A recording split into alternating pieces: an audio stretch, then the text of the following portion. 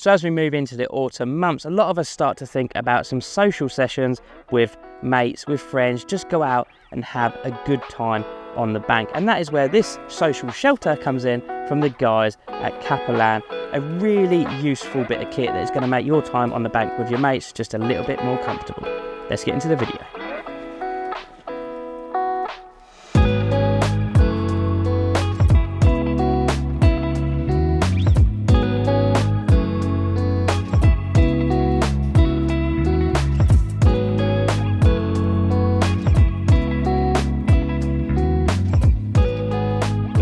So here it is, the Caperlan social shelter, and as you can see, it's rather large. There's plenty of room in here for you and a handful of mates with no problem whatsoever.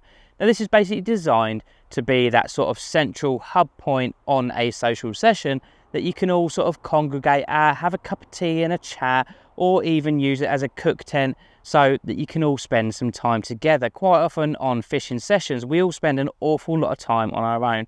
So sometimes it's just good to get out with a couple of mates. Now a shelter like this does have a couple of key features that is going to make your sessions with your mates just that little bit more comfortable. And I guess probably the first place to start is all about the material. And this is a nice dark green nylon material which is PU coated and offers a hydrostatic head of 2000 millimeters. It's fully tape seamed throughout. So basically what that means is it is more than capable of withstanding anything that you are going to get home and abroad for, like basically just rainfall, a light storm, something like this is going to keep you, your kit, your mates all dry and nice and protected. Now the material, while not being the thickest, is a good balance between sort of durability, waterproofness, and obviously keeping the weight down of the shelter.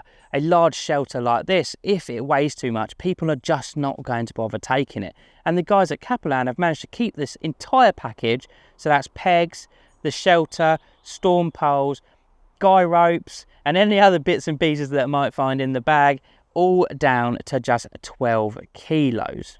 Now secondly to that lightweight material to aid in weight reduction is the fiberglass pole structure that you can see. Now as you can see, the entire sort of shelter, if you like, is held by tension, and that is tension applied by a very clever mechanism, and it basically torques the material, and the material combined with those fiberglass poles gives you your entire structure. Now the way that system works is quite simply a case of popping the hubs, if you like, in and out of their places of torsion. So as you pop it out, it creates torsion through the fiberglass pole, and that then creates a nice taut material over the top of it, which then obviously gives you your entire social shelter. Now this is backed up by a couple of very heavy duty storm poles, one at either side. They just slot into a small slot at the top, and then they do have screw points so you can really crank them into the ground. There's a handful of Velcro attachments up the sides as well, and these storm poles basically turn that fiberglass structure into something which is a lot more rigid. Now the fiberglass poles offer an awful lot of strength and durability. As many of you will already know, fiberglass poles have been used within the camping industry for years and years. And for some of you that are maybe a little bit older, you'll remember that fiberglass fishing rods used to be a thing. Back before we had the modern day carbon rods that cast to the horizon, fiberglass was the latest and greatest. Combine the fiberglass structure of this shelter with the guy ropes that are around the outside, and you can basically have this up in the most severe adverse conditions that you're ever going to get when you're out on a session. The fully waterproof side panels, which as you can see I have rolled up at the moment, offer somewhere for you and your friends to hunker down in that miserable weather that we quite often have here in the UK. The front waterproof door panel is obviously full length, and then centralized is a PVC window allowing you to see the lake and obviously allowing a bit of light into the shelter itself. Now as you can see by the sheer amount of mozzie mesh on this shelter, it is also very suitable for those summer sessions, and obviously goes a very long way to stopping you and all of your mates getting eaten alive when you're staying out late into a summer evening. Now the internal door is made from mozzie mesh, and basically it can be used in a couple of different ways. You can either have a full completely zipped up mozzie mesh panel, or you can have it so it's just a half door enabling you to sort of still have access in and out. Obviously that does let the mosquitoes in and out as well, so be wary of that one. And then obviously you can roll the doors back and pin them with some small toggles like I have here, enabling full access to the front of the shelter. A few other nice additions to the shelter include very, very heavily reinforced bits where any poles meet places. So any of the corners where the poles sort of intersect with each other, these have been made out of material which is almost sort of 3 or 4 times thicker than the rest of the shelter. You want it to last years and years, and I think looking at the build quality of the reinforced areas, I think it will do that. Moving on to the central sort of roof hub, if you like, there has been a metal plate added to that one, and that's because most bivvy lights are magnetic, so it enables you to attach your bivvy light with very little fuss indeed. If, however, you have a slightly different style bivvy light and it requires a hook, there's also a couple of those as well. Moving to the outside, you've got a couple of rod retaining straps. Now, you'll probably never use them because this is a shelter designed to be set back from the lake. Obviously you've got your bivvy normally set up and that's what you'll spend most of your time in, and if you're sorting rods out, it'll probably be over there.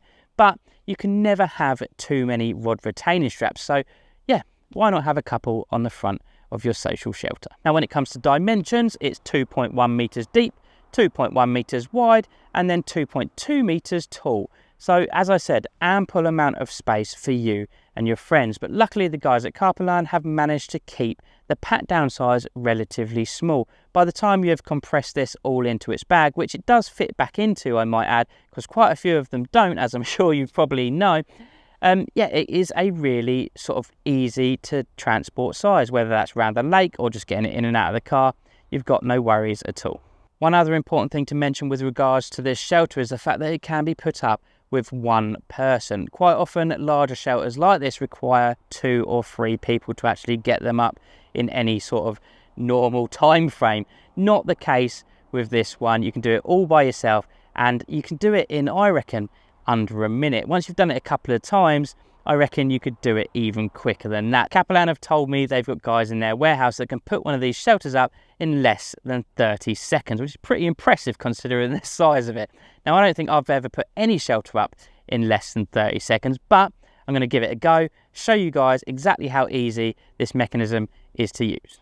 First things first, obviously, just get it out of the bag, get all the accessories out of the bag, and then just lay the shelter on the ground exactly like this. All you need to do now is just fold out the shelter, just find the legs, just fan it out, excuse the twig, and once you start to fan things out, you'll soon come across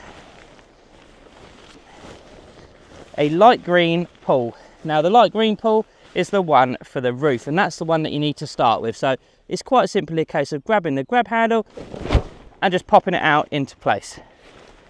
So that's step one. Obviously as you go around, just kind of get the material roughly into the correct places, and then is a very simple scenario of repeating that same process but on the sides. There's small holes in the side panels, you can reach through, find a grab handle and just pop it into place. So that's 1,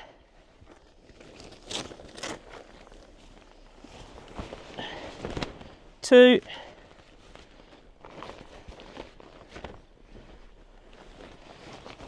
as I say, hole in the side, reach through, find the grab handle and just pop it out into place. Now that's the 3 sides done.